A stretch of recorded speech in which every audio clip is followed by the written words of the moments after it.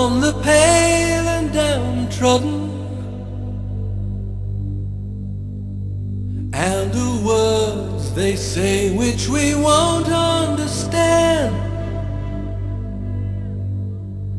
Don't accept that what's happening is just a case of all the suffering, or you'll find that you're joining in the turning away.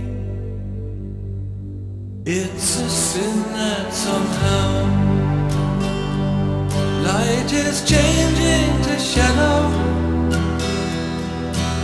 and casting its shroud over all we have known. Oh, the world, how the ranks have grown, driven on by a heart of stone. We could find that we're all alone in the dream of the ground. On the wings of the night, as the daytime is scurrying,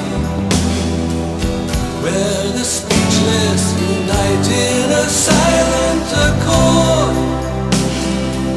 using words you will find a strange, mesmerized as they light the flame. Feel the new wind of change on the wings of the night.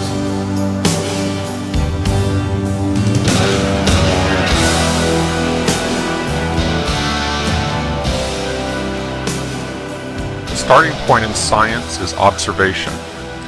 What you are seeing here is what happened to the North Tower of the World Trade Center, the second of 3 buildings to collapse on 9/11/2001. I use the word collapse, but words can be deceptive. What do you really see happening here? There's a tremendous amount of falling debris, but under the canopy of debris, do you see the rapid sequence of explosive ejections of material? Some of the jets have been clocked at over 100 miles per hour. I will call them explosions because it's hard to find other words that describe what we are seeing here. The explosions are not isolated and few. They are continuous and widespread. They move progressively down the faces of the building, keeping pace with the falling debris. Perhaps you can imagine a natural cause, but I can't. Notice that the explosions are occurring on multiple floors at once, over a wide zone, not in a floor-by-floor sequence that might be explained by pancaking collapse. Notice there are explosions far below the point of collapse. Some are isolated and focused. These are often referred to as squibs and are commonly seen in controlled demolitions. However, this is not a standard controlled demolition. The building is being progressively destroyed from the top down by waves of explosions, creating a huge debris field. The destruction is in waves, not just in one wave. Most obvious is a rapid sequence of explosions near the visible corner of the building. But simultaneously we can see another wave of explosions much further down the face of the building under the canopy of falling debris.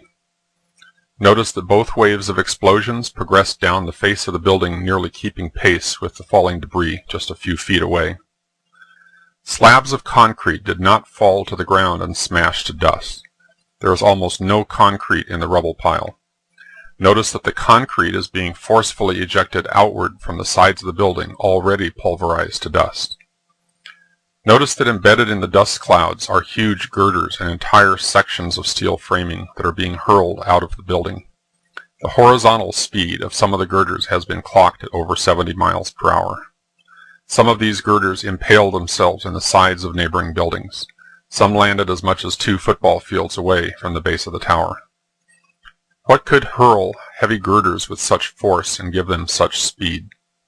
Some people have suggested that the weight of the tower crushing down on the girders caused them to flex, and they sprung sideways by a spring action. But we are not seeing isolated jumping girders. We are seeing a major fraction of the mass of the building, steel, concrete, office furniture, and the remains of human beings, reduced to small pieces of rubble and fine dust, and being explosively ejected in all directions. Bone fragments are found on the roofs of adjacent buildings. The bones were not crushed in the falling mass, or they would have been trapped in the debris pile. They were pulverized along with everything else and blown out in all directions. The NIST investigators have claimed that the top section of the building above the plane impact point came down like a pile driver, crushing the undamaged lower section of the building all the way to the ground. The top section of the building is, however, noticeably absent. There is nothing above the ring of explosions except for a fountain of debris. Can you see a pile driver? It does not appear that the building is being crushed by anything. The waves of destruction and explosive ejections of material are occurring over a wide zone that continues all the way to the top of what remains of the building. The scientists at NIST did not model the collapse of the towers. Their analysis was gravely flawed in many ways, but the biggest flaw was that the scope of their investigation was artificially limited. They took their analysis only to the point of initiation of collapse, as though all that followed was inevitable and needed no explanation. The scope of their investigation was artificially limited to what might have happened or could have happened to begin the collapse. What they explicitly did not take into account is what actually happened. By limiting their investigation to the natural precursors of collapse, plane damage and the fire, they ruled out from the start any possibility of discovering evidence of planned demolition. In other words, anything that occurred during the collapse itself, such as the evidence you're seeing here, was explicitly scripted out of the investigation.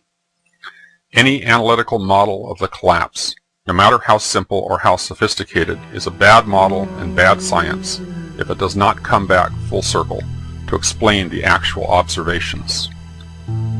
What do you see? No more turning away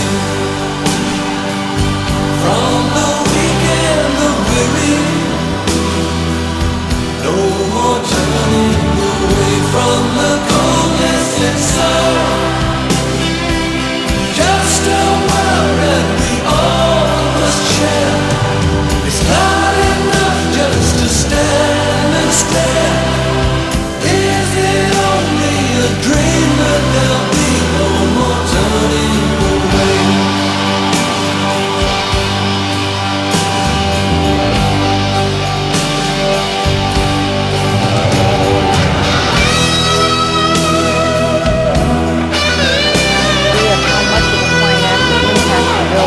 You know, it might have appeared that way, but from my close-up inspection, there's no evidence of a plane having crashed anywhere near the Pentagon.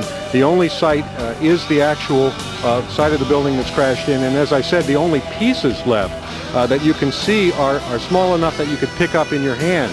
There are no large tail sections, wing sections, a fuselage, nothing like that anywhere around, which would indicate that the entire plane crashed into the side of the Pentagon and then caused the side to collapse. Now, even though if you look at the pictures of the Pentagon, you see that the floors have all collapsed, that didn't happen immediately. It wasn't until almost about 45 minutes later that the structure was weakened enough that all of the floors collapsed.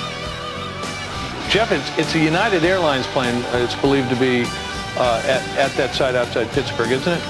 That's exactly right, John, with 45 people total on board. And one of the more profound things today, the imprint of terrorism seared not only on Wall Street but also on Main Street. Here you have an area 80 miles to the southeast of Pittsburgh, and this plane which went down at about 10 o'clock this morning. We have rescue vehicles that came in earlier in the day, and they have turned up nothing. No one believed to be alive from this crash. Some of the media just getting back to the scene, which is about a quarter of a mile up on a hill back behind me, and so some of the first pictures just starting to come in within the last hour. I want to get quickly to Chris Kanicki. He's a photographer with the Pittsburgh affiliate of Fox affiliate. He was back there just a couple of minutes ago, and Chris, I've seen the pictures. It looks like there's nothing there except for a hole in the ground. Basically, that's right. The only thing you could see from where we were was a big gouge in the earth and some broken trees. We could see some people walking around in the area, but from where we could see, there wasn't much left. Any large pieces of debris at all? No, there was nothing that you could distinguish that a plane had crashed there. No matter how hard you try, you can't stop us now. No matter how hard you try, you can't stop us now.